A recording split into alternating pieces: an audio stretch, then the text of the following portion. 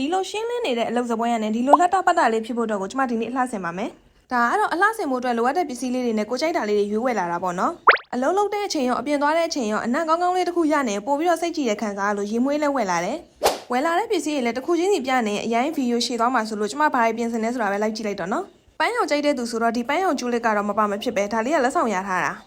အရင်ဆုံးအလှဆင်မဲ့ပစ္စည်းလေးတွေလည်းထုတ်ပြီးပြီဆိုတော့လိုက်ကတက်ဖို့တော့ကိုတန်ရှင်းလုပ်လိုက်ပါတယ်အလုံးလုံးနေတဲ့အချိန်ကိုကြိုက်တဲ့အနံ့လေးရပြီးစိတ်ကြည်တဲ့ခံစားအောင်လို့ Sense Perfume ကနေပြီးတော့ Latify ရဲ့ရာရာကန်ဒီလေးကိုသုံးတယ်သူ့ရဲ့အနံ့လေးကချိုချင်နံ့လေးဆိုတော့လေသုံးလိုက်တဲ့အချိန်ကိုဆယ်ကျော်သက်ကောင်မလေးတယောက်လိုပဲခံစားရတယ်Sense Inspire Perfume ကပြင်သစ်နိုင်ငံအရေးသိမ်းမြင့်ရေမွေးစီရင်နဲ့ထုတ်ထားမှာလို့တင်ချီပေးရတဲ့ရေမွေးရင်းနဲ့အနေနဲ့90%ကနေ95%လောက်ထိကိုတူတယ်။နိုင်ရန်အလှဆင်လို့လည်းပြီးပြီဆိုတော့ဇပွဲပေါ်မှာကိုကြိုက်တဲ့ရေမွေးလေးတွေတင်ရင်းနဲ့တခြားလိုအပ်တဲ့ပစ္စည်းလေးတွေလည်းတင်လိုက်ပါတယ်။ Sense Perfume မှာလေရွေးချယ်စရာလည်း size က3မျိုးတောင်ရှိတာ။နောက်ထပ်အနံ့တွေကလည်းယောက်ျားလေး3ရောမိန်းကလေး3ရောရွေးချယ်စရာအနံ့ပေါင်း200ကျော်ရှိရဆိုတော့စိတ်ကြိုက်ရွေးပါလိမ့်။ YSL Livery ရဲ့ Flower Flame နဲ့ဆိုရင်လေသူ့ရဲ့အနံ့လေးကလုံးဝကွာခက်ချီချီကောင်းပါလေး vibe မျိုးရတာ။အနက်ကြိုင်လုံးလို့ခဏဝယ်ပြတဲ့ Burberry ဟာကတော့ကျမဘယ်တော့ပါအောင်လို့ဒီလိုမျိုးပလင်းလေးဝယ်ပြီးအိတ်ထဲကိုဆောင်းထားတာ Sense Perfume မှာပုံမှန်သိန်းချော်ပေးရတဲ့ရေမွေးနဲ့တွေကို1000လောက်နဲ့ဝယ်လို့ရတာဆိုတော့ budget လည်း safe ဖြစ်တယ် Sense Perfume ရဲ့ official page ကနေလည်းဝယ်လို့ရသလိုစိုင်ခွဲလိပ်စာတွေလည်းဒီလိုအများကြီးပဲရှိရဆိုတော့ကိုနဲ့နီးစပ်ရမှာလည်းဝယ်လို့ရတယ်ယူတော့ရေမွေးကိုဘယ်လိုအချိန်တွေမှာသုံးရတာအကြိုက်ဆုံးလဲရေမွေးနဲ့ပတ်သက်ပြီးတော့အမှတ်တရတွေရှိခဲ့ဘူးလားရှိခဲ့ဖို့ရင်လည်းပြောခဲ့အောင်နော်